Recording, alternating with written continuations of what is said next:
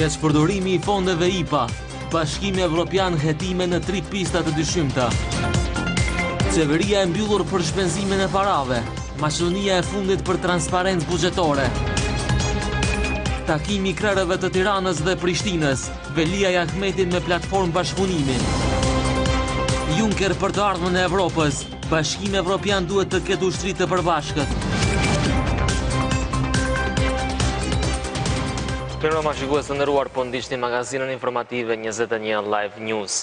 Në Maqedoni ka keqpërdorime të fondeve IPA dhe se për këtë gjë, Bashkimi Evropian po bën hetime në 2 pysta. Sipas ekspertëve të krimit financiar, paratë e paguara si provizion për tenderet e fituar në llogari të kompanive offshore ose në kesh, janë 2 mënyrat më të shpeshta, përmes të cilave mund të keqpërdoren shuma të mëdha të parave nga fondet IPA.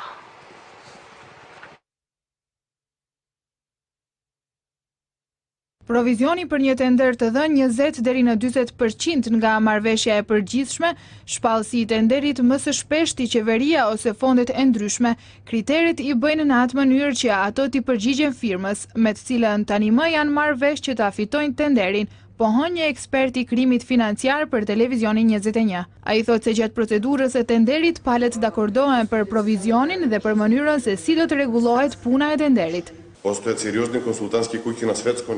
Ekzistojnë firma konsultuese të nivelit botëror, të cilët bëjnë regjistrimin e kompanive offshore, regjistrojnë fatura dhe kompani fiktive.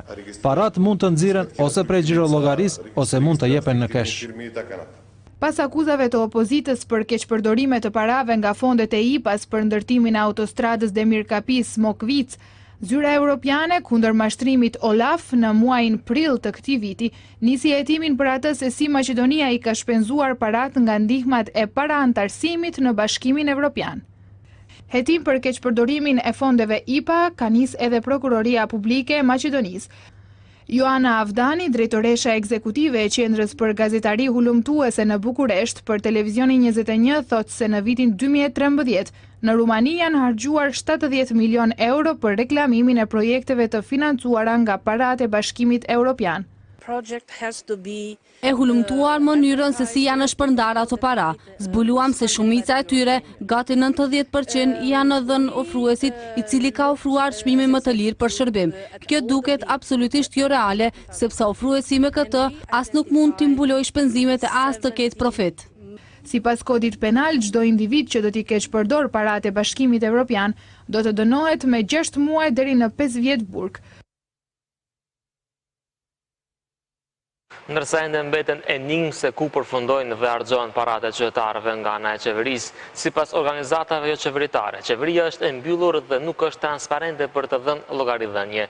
Sabina Fakic nga Qendra për Komunikim me qytetarët thotë se duhet të bëhet vetëdijsimi i qytetarëve se ku po shkojnë paratë e tyre.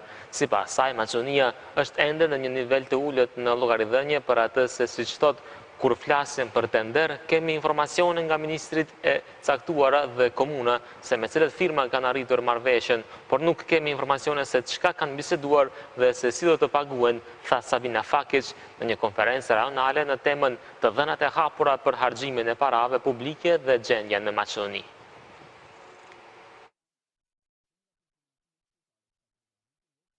Komuna dhe qyteti i Shkupit në vitin 2015 kanë shpenzuar 126 milion euro për furnizime publike.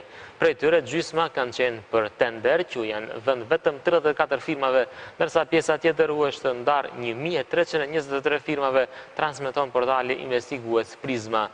Në bazën që lejon kontroll në tenderet për çdo komunë, mund të shihet se në 60 komuna një firmë vetme ka marrë 25% të vlerës së tenderave. Në disa komuna është vërejtur edhe dominim klasik i vetëm një firme. Gjithsesi, pjesëmarrja mbi 50%. Qyteti i Shkupit ka shpenzuar sa 51 komuna marrë bashkarisht. Ndërkohë, Drejtoria e të Hyrave Publike njoftoi se do të fillojë me pagesën e detyrueshme të faturave të papaguara për taksën radiodifuzive. Në listën e debitorëve që e publikoi Drejtoria e të Hyrave Publike gjenden 85.790 qytetarë, ndërsa 3 ditë pas publikimit të listës në gazetën zyrtare, xhirollogarit e tyre në banka do të bllokohen.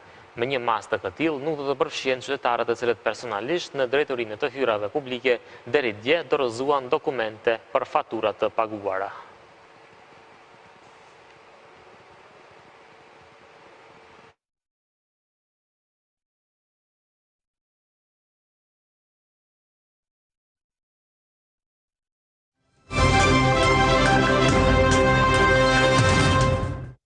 Njeriu i pari KSZ-s Aleksandar Çakovski konsideron se me tejkalimin e pragut prej 5% në njësinë e 6 zgjedhore vihet në pikpyetje e drejta e votës dhe shtoi se KSZ ka alarmuar për miratimin e ndryshimeve në kodin zgjedhor. Burimet partijake jo zyrtarisht pohojnë se nuk përjashtohet mundësia që grupi parlamentar i BDI-s të ofrojë koordinatorëve të VMRO, DPMN-s, LSDM-s dhe PDSH-s model për barazimin e 6 njësive zgjedhore. Koordinatori i BDI-s Talla Xhaferi tha se pret që së shpejti të gjendet zgjidhje për këtë problem. Sipas kryetarit të KSZ-s Aleksandar Çakovski, tejkalimi i pragut prej plus minus 5% vën në pikpyetje të drejtën e votës së qytetarëve në Republikën e Maqedonisë. Sipas KSZ-s, në këtë njësi zgjedhore ka 310.721 votues, që do të thotë se ka tejkalim prej 5 prese 28%.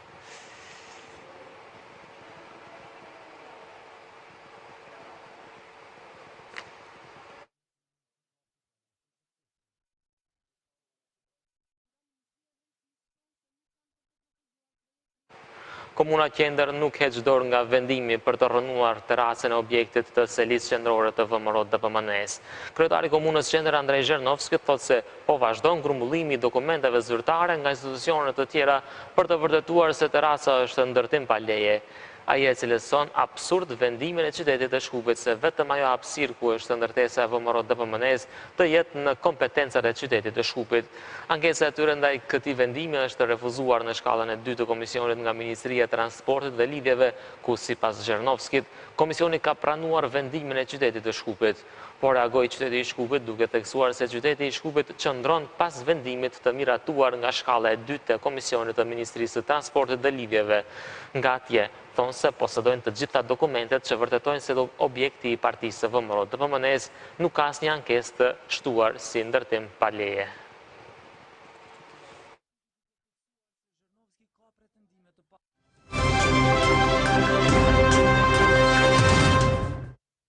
Nuk po ndalet seria e tërmeteve në Shkup, kjo ka shkaktuar që një numër i madh i qytetarëve të qëndrojnë në qiell të hapur.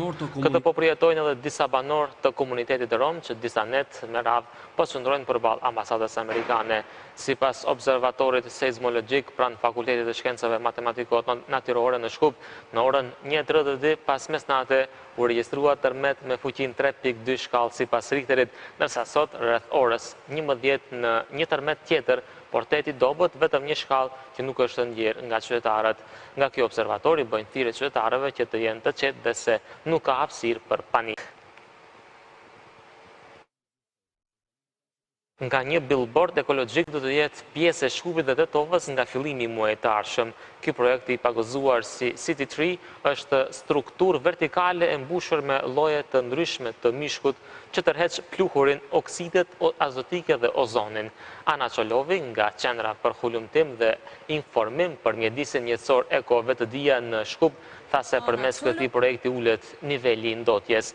Ndërsa ambasadorja gjermane Kristina Altauser tha se projekte të tilla realizohen edhe në vende të tjera të botës.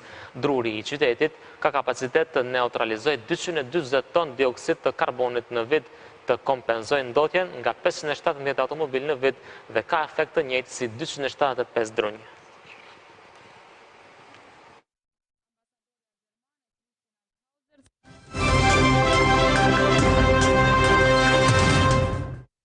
(26 dhe 27 nëntor kryetarët e komunave të Tetovës, Preshevës, Ulqinit, Prishtinës dhe Tiranës do të takohen në Tiranë në një punëtori të përbashkët. Kështu u pajtuan kryetari i Prishtinës Shpend Ahmeti dhe ai i Tiranës Erion Veliaj gjatë takimit të përbashkët në Prishtinë. Kryetari i Tiranës Erion Veliaj përgëzoi kryetarin Ahmeti për zhvillimin e Prishtinës. Gjatë ditës kryetari Ahmeti dhe Veliaj provuan hapjen e qendrës së re familjare në lagjën Tophane.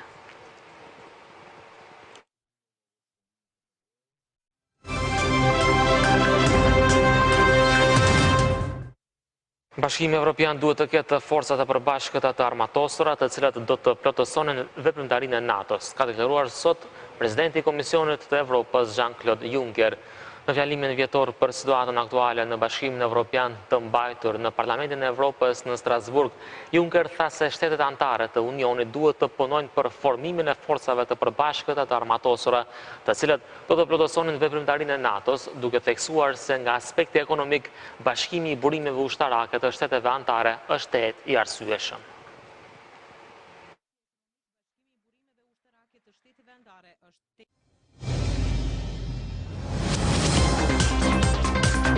Keqpërdorimi i fondeve IPA, Bashkimi Evropian hetime në 3 pista të dyshimta.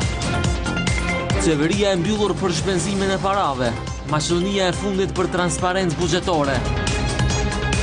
Takimi i krerëve të Tiranës dhe Prishtinës, Velia Ahmetit me platformë bashkëpunimi. Juncker për të ardhmen e Evropës, Bashkimi Evropian duhet të ketë ushtri të përbashkët.